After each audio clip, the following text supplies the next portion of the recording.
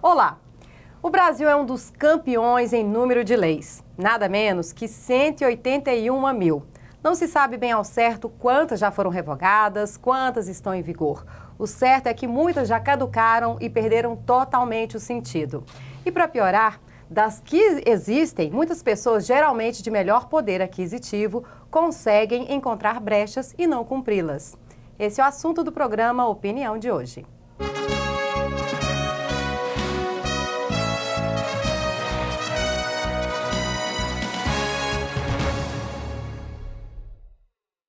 E para falarmos sobre não cumprimento das leis, o programa Opinião recebe aqui hoje o juiz de direito Marcos da Costa Ferreira, diretor também da Escola Judicial do Tribunal de Justiça. Muito obrigada pela presença do senhor aqui com a gente. É um prazer estar aqui e poder levar informações aí à nossa população.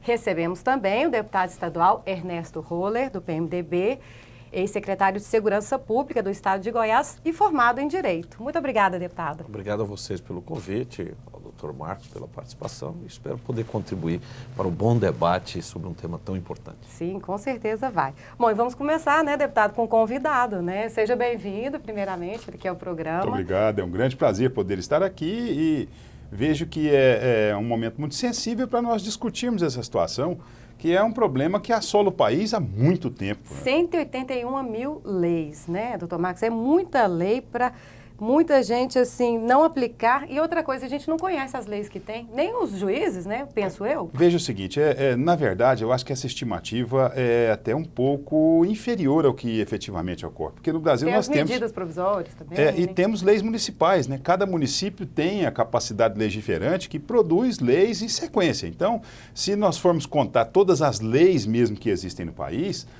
nós vamos encontrar alguma coisa que se aproxime de 1 milhão ao invés de milhares, já que todos os municípios legislam e legislam seguidamente. Agora, isso é um sistema. A nossa formação é a formação que se aproxima daquilo que se chama de civil law, que é o contrário do common law, que é o que vigora em países normalmente que seguiram a tradição da Inglaterra, né, especialmente na Inglaterra, nos Estados Unidos e alguns outros países da Europa, onde as leis são poucas e os precedentes judiciais é que são respeitados. E a tradição do Brasil é exatamente a oposta, é a tradição romano-germânica de nós conhecermos muito mais questões legais e não os precedentes judiciais. Então, por isso que nós temos essa profusão de legislação e desde da época do descobrimento, já vieram as ordenações portuguesas, que já seguia o direito francês, que já era da mesma forma, composto essencialmente por leis. E talvez, em virtude dessa profusão, é que nós não conseguimos sequer acompanhar as mudanças legislativas diárias. Eu, como professor universitário, brincava sempre com os alunos que eles compravam aquele vade-mecum, né, que é um livro que tem normalmente as leis mais importantes, se não todas, e aquele vade-mecum tinha que ser atualizado praticamente todas as semanas, porque há tantas mudanças legislativas que nós não somos capazes de acompanhar. Bom, e isso acaba prejudicando o trabalho de quem está ali no dia a dia, né, deputado? O senhor que foi secretário da Segurança Pública, penso eu que havia muita dificuldade ali no dia a dia, porque, no caso, em cumprir o código, né? Existem alguns aspectos nessa questão que precisam ser anotados. É claro que, sem dúvida, quando você tem uma produção legislativa tão fértil, você cria um ambiente de absoluta instabilidade. Sim. Né? Porque você hoje vive sobre um regramento, amanhã sobre o que é fato. Uma insegurança jurídica, né? O que é importante, que foi colocado pelo Dr. Marcos, é o seguinte: na forma do direito, o direito consuetudinário, né, que ele sofre essas mudanças mais rapidamente, né, porque ele decorre dos costumes, dos usos, né, dos avanços, das modificações que são e as transformações que acontecem na sociedade, né, como o modelo inglês, por exemplo. Você tem uma resposta mais rápida do poder público a essa adequação. E em temas importantes, a produção legislativa do Brasil, ela é lenta, em temas importantes. Veja, há quanto tempo nós ouvimos falar da necessidade de uma reforma do Código Penal de 1940? Pois é. E não se faz. Por quê? Porque é um tema E é um tema extremamente importante para o país. Mas nós temos, por outro lado... O Código Penal, né? Porque o civil acabou de passar, o Código né? Civil, mas o Código Civil, por exemplo, era de 16... Né? E a sua modificação, e aí eu não estou falando de modificação apenas por uma necessidade legislativa, não, essa modificação ela vem para acompanhar as mudanças na sociedade, que era uma em 1916 e é outra no final do século, né? como é o Código Civil. Mas, veja, o que nós temos no Brasil é o seguinte, uma confusão enorme de leis. O Brasil produz leis sobre tudo. E aí, me permita, vai aqui uma crítica à própria imprensa. Sim, a imprensa, muitas vezes, não colabora nesse debate porque ela avalia o parlamentar pela quantidade de projetos de lei que ele apresenta. Veja, quem já não viu, né? Nós temos parlamentares que não participam de uma discussão de matéria, que não participam da elaboração de matérias assim muito importantes e que dizem respeito ao tema da vida cotidiana do cidadão, mas que apresentam 30, 40, 50 projetos de lei que, na verdade, nenhuma transformação faz e muitas vezes entrando numa seara legislativa que nem compete a ele. E às vezes as leis já até existem, né? Leis também. que existem. Então, o trabalho legislativo, o poder legislativo, ele é um dos... Na minha visão, claro, eu sou advogado, né, já atuei perante o judiciário por muitas vezes. É fundamental a participação do judiciário. Agora, o legislativo é o poder mais aberto, é o poder mais devassado e é um dos mais importantes pilares da democracia. Agora, o que acontece? Nós temos um legislativo que ele atua pouco no que deve atuar. E aí você vê a produção de resultados que acabam sendo pífios na percepção da população. Pois é. Bom, um enxugamento poderia ajudar, né, nessa questão, no não burlamento, né, podemos dizer assim, doutor Marcos, porque se fossem, por exemplo, existe um estudo no Ministério da Justiça que poderia diminuir, um estudo bem feito, né, poderia se enxugar até de 500 a 1.000 leis, né? Isso poderia facilitar, no caso, a não burlar tanto a Sem lei? dúvida que sim, porque o que nós temos que entender também que essa profusão, essa fertilidade legiferante que nós temos no Brasil, ela tem que ser compreendida numa visão mais macro, porque o que nós temos que entender é que o direito não é de vanguarda, o direito chega atrasado. O direito tem que chegar atrasado, porque ele regulamenta normalmente os problemas, as mazelas que a sociedade já está passando. E a sociedade, igual o deputado falou, ela está em transformação, Ela está né? sempre em transformação, então o direito também vai estar sempre em transformação. É por isso que alguma coisa que regulava uma lei que está em vigor no estado do Rio de Janeiro, que proíbe o banho de maiô nas praias cariocas. Olha que absurdo. E ela está em vigor. Quer dizer, a época que ela foi editada, ela tinha todo sentido. Quer dizer, hoje se proíbe o banho de maiô só porque só se usa biquíni ou não se usa quase mais nada. Mas essa situação deveria ser tratada. Vou mostrar daqui a pouco alguns absurdos da lei. Ótimo. Mas no caso, menos leis, menos fraudes. Poderia se falar assim? Não talvez fraude, nem né? fraude, mas é lógico que se você tiver uma quantidade menor de leis, mas que forem leis que forem do conhecimento público, nós vamos conseguir um cumprimento maior. Agora, nós ainda temos outra gravidade no Brasil, né? Que é aquela história de que essa lei, entre aspas, pegou, ou essa lei não pegou. Nós temos leis que não são cumpridas, pura e simplesmente não são cumpridas, e outras já têm um grande apego popular. Como, por exemplo, o Código de Defesa do Consumidor. Ele veio de encontro às necessidades que a nossa população tinha à época. Então, é uma lei que, entre aspas, pegou. É uma lei que mudou muitas coisas no Brasil.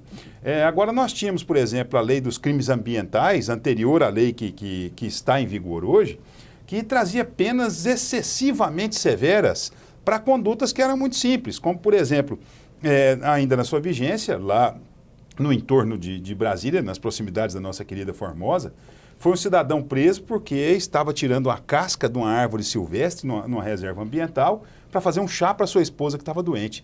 E aquilo era um crime inafiançável. Um sujeito matava um tatu para comer, era um crime inafiançável, enquanto matar uma pessoa era um crime afiançável. Então, era tão grave que essa lei não pegou. Ninguém aplicava aquela lei. O próprio Poder Judiciário, sentindo a distância de que a lei tinha da realidade popular, acabava por não aplicar a lei como ela deveria ser aplicada. O próprio Ministério Público tomava cuidado para tomar medidas em relação àquela legislação. O que eu percebo é que, no final das contas, quem acaba decidindo é o advogado ali, ou o juiz que está com o caso, não é? De fato, sim. Nós vamos colocar isso como a estrutura judiciária, porque o juiz sozinho, isolado, ele não vai ser nada. O juiz, para que ele consiga, para que ele possa exercer essa função de representação do Estado, de dar a justiça para as pessoas, que o Estado trouxe para ele como uma responsabilidade, mas também como um encargo, só o Estado que pode dar a justiça, mas o Estado é obrigado a dar a justiça, o juiz não pode agir sozinho, o juiz não pode tomar uma medida de ofício, tomar uma medida por ele próprio. Ele precisa que o Ministério Público ou que o advogado venha a buscar esse poder judiciário de uma forma ou de outra para que ele possa decidir e resolver as questões que aí são apresentadas. Pois é, e aí a gente vê alguns absurdos, né, assim, de décadas atrás que estão em vigor até hoje. Imagina um oficial de guerra, né, um oficial aposentado inglês tentando entrar no nosso país e não pode entrar, ele é barrado no aeroporto porque ele é amputado. Pois é, a gente vai ver isso daqui a pouquinho, depois do intervalo.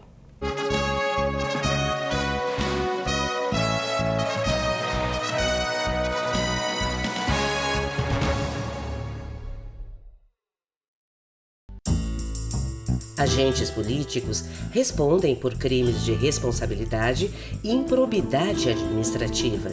Quando comprovada a má-fé, a lei de improbidade pune o mau gestor, que perde a função pública e os bens adquiridos ilegalmente.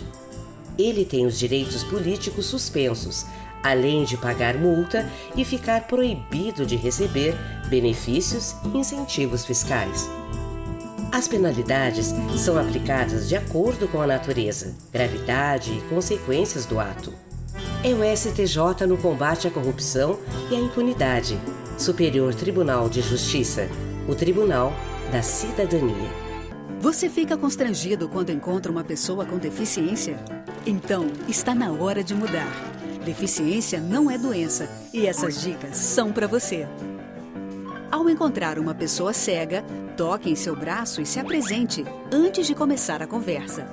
Para caminhar, coloque a mão da pessoa cega no seu ombro ou no cotovelo dobrado. Deixe que ela acompanhe o seu corpo e avise com antecedência sobre a existência de barreiras. Nunca faça carinho ou dê alimentos ao cão-guia. Ele está trabalhando para o cego e não pode ser distraído. O cão-guia também pode entrar em qualquer ambiente público. É um direito garantido por lei. Cidadania é saber conviver com as diferenças.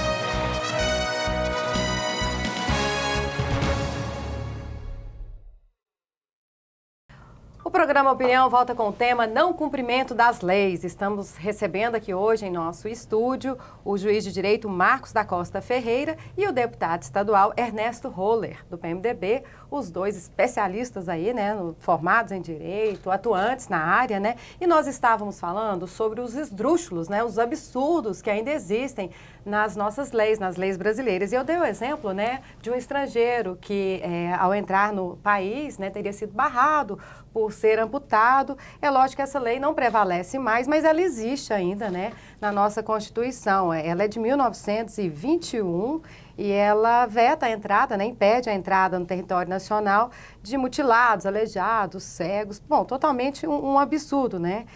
Tem outras também, posso dar outros exemplos aqui também. Tem lei para uma pessoa só, dando 5.000 contos de réis de aumento a um funcionário dos Correios. Essa é de 1926, absurdo, né, doutor Marcos? Completo.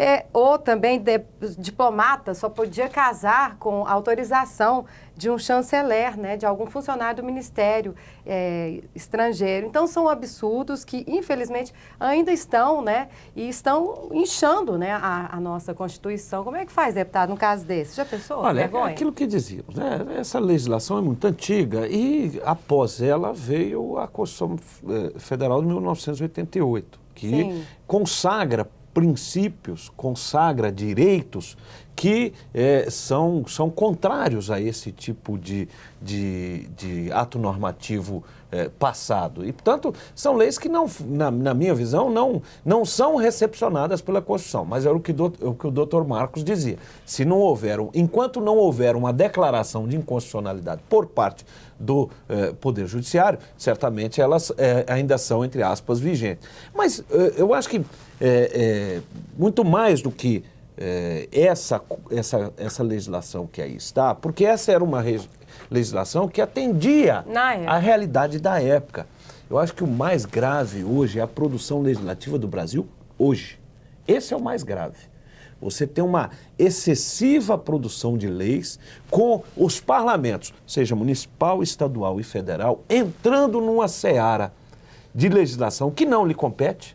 Eu já vi projetos de lei aqui na Assembleia em que deputados entram em questões de ordem municipal, em questões de ordem federal e entram muitas vezes em questões de regulação que deve ser feita por organismos de regulação e controle da própria estrutura nacional, estadual e municipal, né, querendo estabelecer por lei decisões que devem ser tomadas por atos normativos menos rígidos, com uma menor complexidade do que o processo de elaboração legislativa numa casa como o Congresso Nacional, como as Assembleias Legislativas e as câmaras municipais. A gente vê uma produção legislativa enorme que muitas vezes gera até a ironia, até a diminuição da importância do Legislativo, como nós tivemos aí, sem nenhum demérito a quem quer que seja, mas como nós tivemos legislação aí querendo estabelecer tempo para atendimento fast food. Quer dizer, essa é uma estrutura muito cara, o Legislativo é uma estrutura muito cara para estar se debatendo sobre esses temas que não lhe competem. É muito assunto, né? É muita coisa. E a linha é muito tênue, né, doutor Marcos, entre o que é de competência municipal, o que é de competência estadual. Eu acho que até na linha da União Federal é mais claro, mas o município e o Estado, né? É claro que acaba um entrando no outro, né? Tem uma divisão, no caso, teria que ter uma divisão? Não, já tem. Um órgão fiscalizador para isso? Não. A própria Constituição já estabelece qual que é a competência legislativa da União, dos Estados e dos municípios. E o que acontece é que nós temos um princípio que é da hierarquia das leis. A Constituição está acima de todas, depois dela vem a legislação federal, depois vem a legislação estadual e depois vem a legislação municipal. Primeiro vem as leis e depois vem as outras normas que nós consideramos também como leis, entre aspas, mas que não são, como as portarias, como as resoluções, que todas elas estão afetas à Constituição. Então, tudo isso é estabelecido pela Constituição. Mas o que o deputado falou, tem muita coisa igual, né? Tem. Muita lei que aparece que já existe. Mas existem questões, inclusive, que podem ser reguladas ao mesmo tempo por município, por Estado e pela União. Concorrente. A capacidade legiferante concorrente, por exemplo, em matéria ambiental, em matéria de consumidor, nos direitos difusos, chamados assim em geral, há a possibilidade de legislação concorrente. E aí até alguma coisa interessante. Veja você, vou citar um exemplo aqui do direito ambiental, que há uma lei federal que não permite que as pessoas transportem ao mesmo tempo mais de 5 quilos de peixe. Perdão, mais de 10 quilos de peixe. Há uma lei no estado do Mato Grosso que não permite que transporte mais de 5 quilos de peixe. É uma lei no estado de Goiás que não permite que se transporte peixe nenhum. É cota zero. Cota zero. Então, o que acontece? Nós temos uma lei federal que hierarquicamente estaria num nível superior e duas outras leis estaduais que hierarquicamente estariam num nível inferior. Mas como essas normas protegem mais o meio ambiente, nós vamos aplicar as normas de maior proteção. É o princípio que se chama de norma da proteção mais benigna. Em Goiás não se transporta peixe. Olha, a lei federal me deixa levar 10 quilos, mas a lei estadual não te permite levar nada. E nesse caso nós vamos aplicar a lei estadual. E esses confrontos existem e são um verdadeiro tormento para o judiciário. O judiciário tem essa dificuldade terrível. Mas será que são todos os juízes que pensam assim? Porque aí... né, pode acontecer e falar, não, mas se a União me permite levar, né, permite 10 quilos, então eu vou vou liberar. Certamente que mas os o bom juízes... senso, né? Não, os juízes têm a capacidade de pensar e decidir, desde que fundamentem corretamente atendendo à Constituição, mas nós temos aquilo que se estabelece, que se chama de jurisprudência, que é o pensamento seguido dos tribunais estaduais, dos tribunais locais e dos tribunais superiores. Então, essa jurisprudência, que é o pensamento dos tribunais superiores, acaba orientando todos os juízes em cadeia daí para o primeiro grau, para que todos tentem agir da melhor maneira possível. Agora, completando aqui o que o deputado tinha acabado de dizer, além desse movimento que nós sentimos da prolação, da confecção de muita lei desnecessária, nós sentimos, por outro lado, a ausência de outras leis que são necessárias. Nós não podemos, hoje, em dias atuais, conviver mais com a ausência de legislação, por exemplo, com relação à internet. É uma realidade na vida de nós todos. Nós temos um marco civil da internet que não atendeu tudo. Nós temos outras situações do biodireito, por exemplo, que estão totalmente desassistidas. Nós estamos com um caso concreto no Poder Judiciário, em que 2 mulheres homossexuais se casaram, uma delas doou o óvulo, foi fecundado in vitro e implantado na outra. Nasceu o filho da outra e as duas querem registrar a criança como mães. E elas são mães dessa criança. E o nosso direito não conhece isso, o nosso direito não sabe o que fazer com isso. Porque nós estamos tendo muita dificuldade para acompanhar a evolução social com as leis. Isso acaba colocando em dificuldade o cumprimento das leis. Sim. Mas certamente tantos fatores existem. Isso eu acredito que esse tema... Pena que o tempo aqui não é o suficiente, porque nós teríamos muita coisa para discutir a respeito. O senhor tocou em 2 assuntos super importantes, né? Porque a homossexualidade, todo mundo já sabe, é fato, né? Essa dicotomia que se vive no país hoje, né? Para aquilo que efetivamente a população precisa de uma resposta rápida para regular a sua vida, o país é pobre na produção legislativa, é lento. Mas para aquilo que efetivamente não traz resultado nenhum, aí é uma profusão legislativa ineficiente que não produz transformações na vida do cidadão. É a questão da qualidade, né, doutor Marcos? No caso, a qualidade das leis que vai beneficiar, né? Fiquei curiosa agora com relação a essas 2 mães. A lei atual não permite, no caso, registro de 2 mães. É isso que acontece. Mas, por outro lado, a nossa lei tem que ser próxima da realidade. É um princípio na legislação brasileira, especialmente dos registros públicos, que é o princípio da verdade real. A lei tem que se aproximar daquilo que efetivamente é. E, nesse caso, as 2 são mães. Se você fizer um exame de DNA nessa criança, tem o DNA daquela que entrou com o óvulo. E se você for lá no hospital, há o registro que a outra deu à luz. As 2 são mães. Já houve uma decisão de primeiro grau que determinou o registro das 2 como mães da criança e a criança sem um pai. E já foi cumprido? Bom, há ainda um recurso, não se sabe a decisão final. Eu acredito que isso vai gerar uma discussão no país inteiro, vai chegar até as instâncias superiores e, com certeza, quem sabe daí não vai surgir a visão necessária para que se legisle a respeito, se esclareça a respeito, se permita a respeito. Porque, além de toda essa profusão legislativa, a gente ainda sente outros problemas. Sim, há momentos em que o Supremo Tribunal Federal e que o CNJ, o Conselho Nacional de Justiça, estão se travestindo de legisladores e estão legislando. O casamento de homossexuais no Brasil não está escrito no Código Civil. Mas é fruto da decisão do CNJ e do Supremo Tribunal Federal. Mas eu culpo por isso o próprio Legislativo. O senhor vai falar por que culpa o Legislativo por isso daqui a pouquinho, depois do intervalo.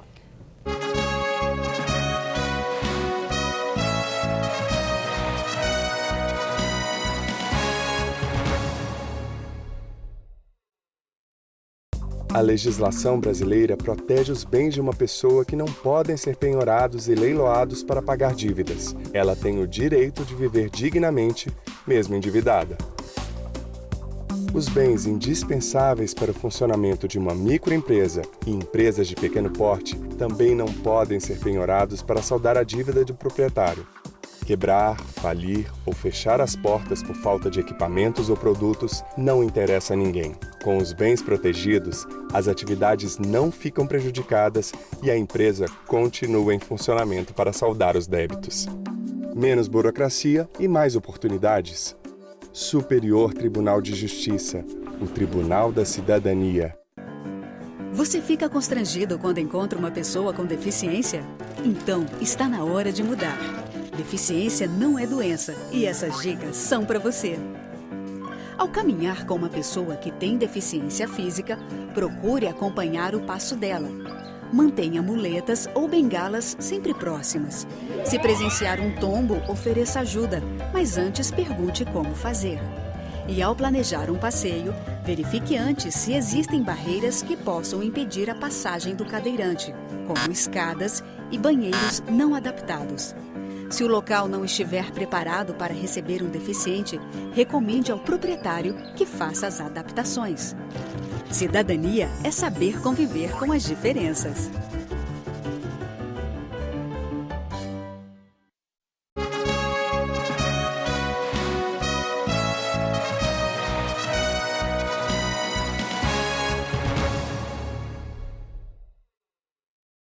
O programa Opinião volta com o tema não cumprimento das leis. E estávamos no bloco anterior, né, Dr. Marcos, falando do excesso de leis. Ao mesmo tempo que tem lei de mais, tem lei de menos para alguns aspectos, algumas situações da vida moderna, né? Ele citou o caso aqui das duas mães homossexuais que estão tentando registrar, né, o bebê e estão tendo dificuldade.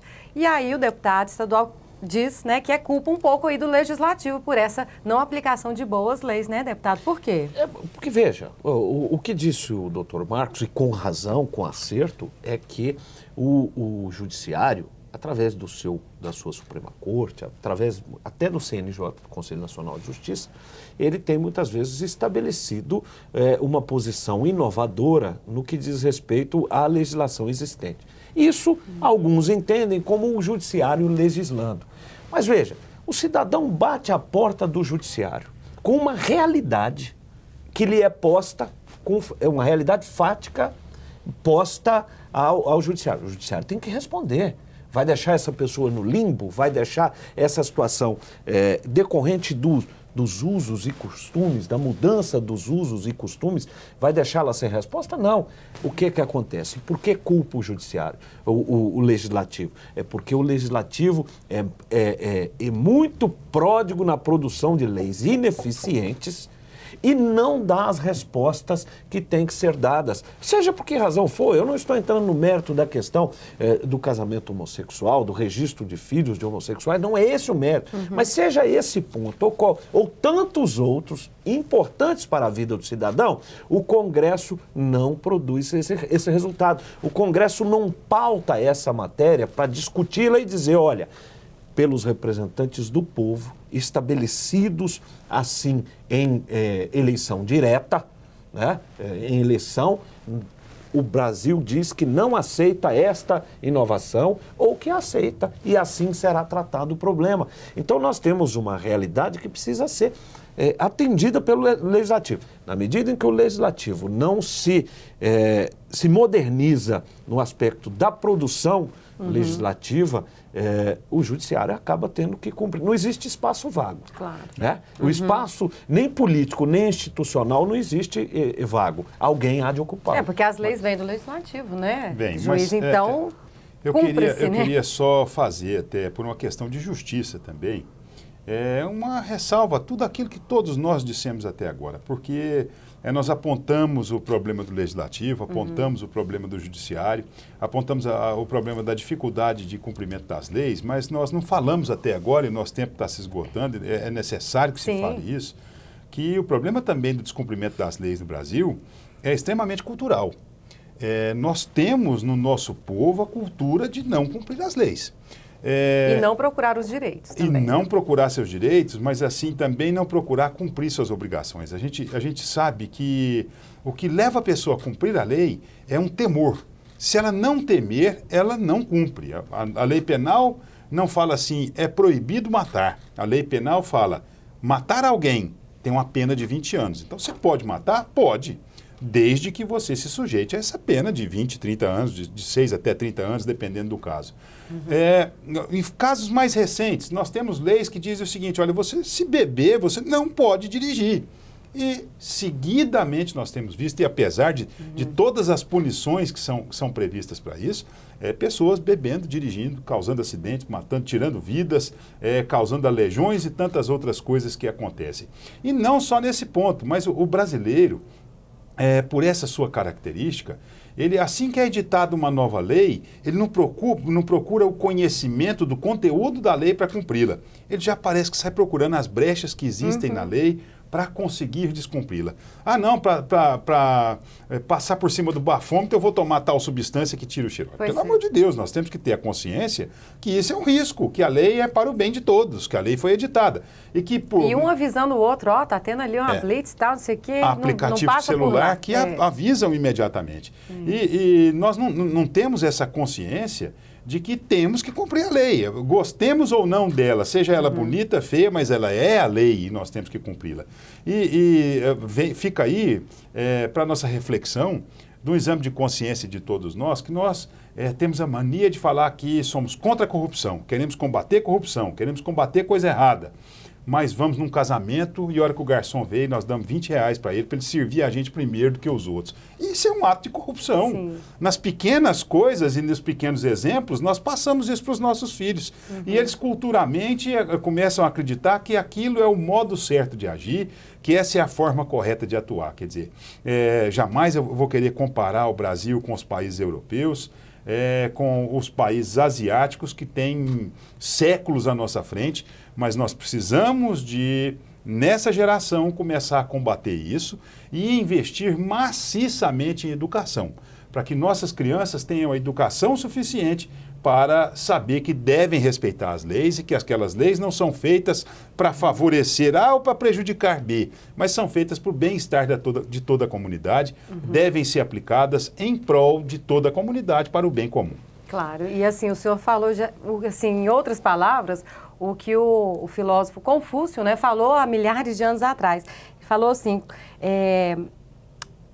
você não constrói uma nação com leis e com homens, né? Porque quem faz as leis são os homens, então são homens, são seres humanos que fazem. E a educação, né, a questão cultural, ela está por baixo de tudo, que ali as leis vão ser o resultado disso, né? Do que as pessoas pensam, né, deputado? Aí vem a qualidade das leis. O problema é o seguinte, a vida em sociedade, ela pressupõe um conjunto de regras, né? E o nosso tema de discussão aqui é a utilização de um regramento de forma desmedida pelo país, que pode ser feito. Eu já vi leis, propostas de leis estaduais que deviam ser, no máximo, decisão de assembleia de condomínio. Eu digo isso a vocês com toda a tranquilidade, tenho o exemplo a mostrar se alguém questionar. Mas o que acontece é o seguinte, viver em sociedade pressupõe o cumprimento das leis. É claro que aquele que transgredir a lei está sujeito à punição e assim deve ser. Os eficientes instrumentos de punição, eles fortalecem essa proposta de mudança cultural, né? Na medida que você tem um exemplo, na medida que você tem a punição dos responsáveis, quer dizer, quem imaginaria, por exemplo, que o Brasil passaria com um processo como esse da Lava Jato? Ele pode ser questionado sobre o aspecto jurídico, né? Dos defensores, de uma série de situações, eventuais excessos também podem ter acontecido, mas há um novo caminhar no Brasil. Sim. A vida pública brasileira hoje tem que estar atenta. O Brasil não é mais aquela república em que tudo se podia fazer. Esse é um recado claro. Então as pessoas, eu acredito que vão melhorando nessa conduta social. E aí sim é um processo de mudança de paradigma, de mudança cultural, né? A chamada lei de Gerson, a cada dia que passa no Brasil, né, a de levar vantagem em tudo, ela vai ficando em desuso. A gente espera que ela caia em desuso, ela seja, né, embora não seja uma lei do direito positivo brasileiro, mas que ela caia em desuso e no esquecimento para o bem da nossa nação. E só para citar um exemplo da questão do comportamento, né, nós, quando teve o ataque ao metrô na Bélgica, né, há pouco tempo, os taxistas estavam levando as famílias de graça, sabe, levando um para ajudar. Aqui, quando teve a tragédia em Mariana e faltou água, né, os comerciantes próximos ali estavam cobrando o dobro da garrafinha de água. Então, assim, é um exemplo simples, mas é o comportamento, né, da gente que a gente tem que mudar, tem que evoluir, né, para que as leis também evoluam.